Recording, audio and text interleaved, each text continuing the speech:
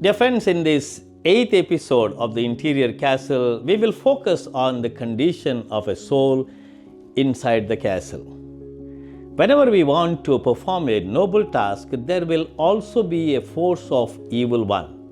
Saint Teresa, writing in this classic, has some interesting expressions. She says, there are snakes, vipers, and poisonous creatures, preventing one to make progress in this journey to interiority. When Jesus began his public ministry, dear friends, he was tempted by the devil in the desert. That is just the beginning. The evil one began taking multiple shapes and forms in attacking Jesus during his ministry. Some said that he is casting out demons with the help of Beelzebul, the head of the demons. Others said that he is a glutton, a drunkard, a friend of tax collectors and sinners. Then they accused of blasphemy and violating the rules and regulations and going against the Sabbath too. Hence, we can just imagine how he was accused every now and then by the authorities and by many people. Yet he did not give up. Same thing can happen when we are on a noble mission of our interior journey.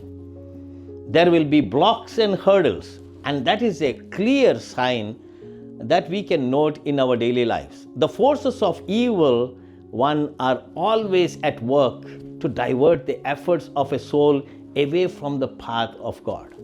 It is very important that a person have recourse to God, to the Blessed Virgin Mother and the saints for help in their struggle against temptations and distractions and dissipation. This is what the Holy Mother Church allows always and recommends her sons and daughters to recourse to the holy people's intercession.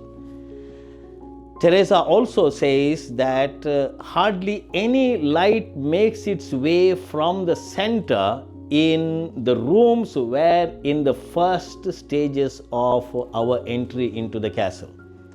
Those who have entered these rooms have so many preoccupations, what Teresa calls snakes, vipers, and poisonous creatures, that they are prevented from seeing the light. For this reason, those who seek to progress in self-knowledge and humility, as we have noted in the previous episode, and who truly wish to make their way into the second mansions would do well to simplify their life and put all unnecessary business aside. Teresa expresses with all imagery possible the condition of such souls when it starts entering the first room of the castle. Quote, even though they are not dark and black as when the soul is in sin, they nevertheless are in some way darkened so that the soul cannot see the light. The darkness is not caused by a flaw in the room, for I don't know how to explain myself, says Teresa in this quote, but by so many bad things like snakes and vipers and poisonous creatures that enter with the soul and don't allow it to be aware of the light. It's as if a soul were to enter a place where the sun is shining but hardly be open to its eyes because of the mud in them. The room is bright, but it doesn't enjoy it because of the impediment of things like these wild animals and beasts that make it close its eyes to everything that is beautiful. Even though it may not be in a bad state, it is so involved in worldly things and so absorbed with its possessions, honor, or business affairs, as I have said, says Saint Teresa, that even though as a matter of fact it would want to see and enjoy its beauty, these things do not allow it to, nor does it seem that it can slip free from so many impediments. If people are to enter the second dwelling places, it is important that they strive to give up unnecessary things and business affairs. Unquote. Interior Castle, First Mansion, Chapter 2, paragraph 14. It is an adventure of love that excludes all other types of love. It is a focus that does not aim at any other person or thing than God Himself in this adventurous journey of entering into the castle. So, if you want to live, you must have no permanent abode. You must have no place to rest your head. You must flow with it. As great Confucius says, the one who would be constant in happiness must frequently change. That is, flow. But we keep looking back, don't we? We cling to things in the past and cling to things in the present. When you set your hand to the plow, you cannot look back. But it is a gratuitous gift from God to allow us to enter into this castle, that is, the first room. The presence of the soul in the first mansion is a gratuitous gift, not merited, but freely given. You shouldn't want to know anything else than the fact that although the very sun that gave the soul so much brilliance and beauty is still in the center, the soul is as though it were not there to share these beautiful things. Yet it is as capable of enjoying His majesty as is crystal capable of reflecting the sun's brilliance. Nothing helps such a soul, and as a result, all the good works it might do while in mortal sin are fruitless for the attainment of glory. Interior Castle, First Mansion, Chapter 2, Paragraph 1. The soul must make effort to respond to all the good that it gets from God, refraining from, first of all, mortal sin. Inside the castle, you will cultivate a perspective that sees beyond the worries, ambitions, and ordinary issues of one's life. This is not easy to do. Give up being a pessimist. Give up thinking life owes you anything. Give up being lazy and wishing things were easier all the time. In short, give up wishing your life were other than the way it is and do something with the life you have. Reaching for your interior riches requires that you love or appreciate at least a part of your life, that you are striving to make the most of your life, and that you recognize that life is a gift. The interior treasure is not difficult to find, but your own unworthiness and appreciation of your life may be difficult for you to find, and that's the raw truth. Journey towards self-knowledge, dear friends. We are now in the energy field of the mansion. When we begin to know ourselves, this is the moment where we are illuminated, because we would like to enter deeper into the castle. We would like to progress with a sincere heart, leaving aside all our inordinate attachments to the world, to the things of the world, to people, and to everything that is worldly. Each challenge or spiritual exercise has a significance and purpose essential to the evolution of our soul towards the center. One room at a time, you increase your self-knowledge and refine it slowly, gradually. The first three challenges you face in this mansion are power, control, and the ego. Teresa led her nuns into the first mansion through the door of humility, a subject she continually emphasized in her teaching and a concern of many other great spiritual teachers. There is no more appropriate place to begin. Dear friends, in the first mansion, we potentially experience illumination through prayer. It also contains darkness, because at this level, the soul is still attached to earthly powers, earthly inclinations, and earthly attachments.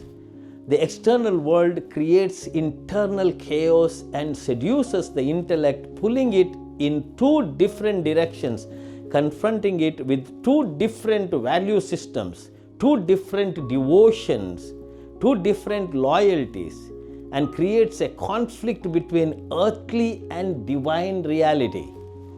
As Jesus said, you cannot serve God and mammon. Seduction of the intellect to Teresa is the same as what famous Buddha called illusion. The medieval mystics cloistered themselves and severed most ties to the outside world, but you will continue to live in the world, even as you maneuver through the rooms of your castle. For this reason, the first mansion is where you dialogue with yourself, with your soul, about the tension and chaos created by the pull of two worlds. How does this chaos control your life? How do you use it to your benefit and to others' detriment? For instance, people create chaos to avoid hearing the truth.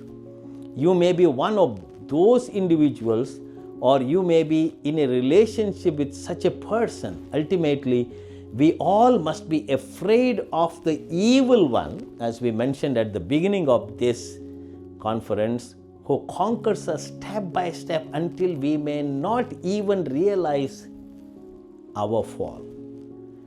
There is a host of things he can do to cause us harm, says Saint Teresa. He enters little by little and until he is done the harm we don't recognize. Interior Castle, First Mansion, Chapter 2, Paragraph 15. Hunger for God must be translated into our daily desire for Him, looking for Him in every detail of our existence, like a thirsty person who has only one goal: to quench his thirst. No matter what kinds of hurdles we face, we should be able to war against evil and march towards the real goal of our life, is to the center of the interior castle. Dear friends, I have come across lots of people in my ministry, 38 years of priesthood. There are so many people who have become victims of so many bad things in the world. Apart from victims to alcohol, substance abuse, maybe addiction to pornography, inappropriate videos, addiction to mass media, addiction to wealth, money, possessions, addiction to certain unlawful relationships. Such people really struggle. They want to come out, they want to be good, they want to be in relationship with God, and that is what we find. When there is a struggle between these two worlds, the divine world and the material world, certainly there is tension, there is the battle going on in our hearts. We need to resolve that battle through prayer.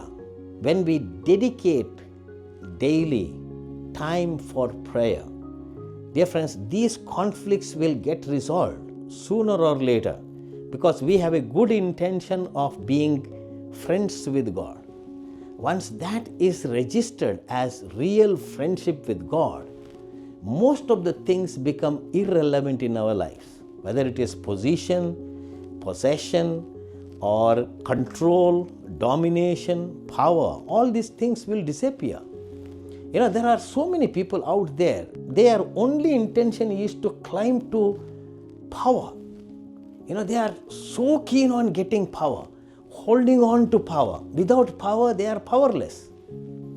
There are other people who day and night think about only the things that they can do to get an immediate pleasure, immediate satisfaction. That does not last.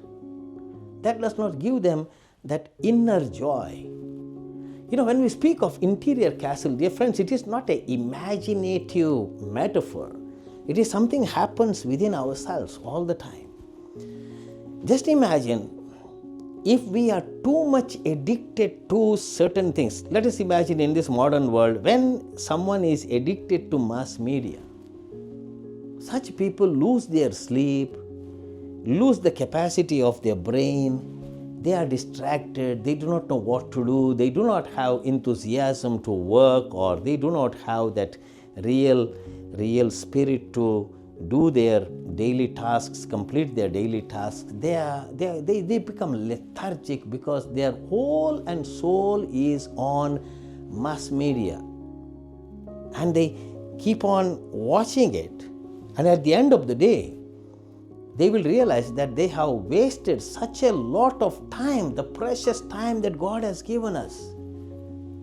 That is what Teresa means by snakes, vipers, and poisonous creatures. We need to get rid of them. As we enter deeper into the interior castle means what? It is a journey that we make within ourselves, with self-knowledge, with humility, surrender, simplicity, full of love for God and love for neighbor. That does not mean that we do not want to fight for justice. We need to be truthful, fight for justice. We need to be righteous people like Jesus. But that will certainly help us to anchor ourselves in God.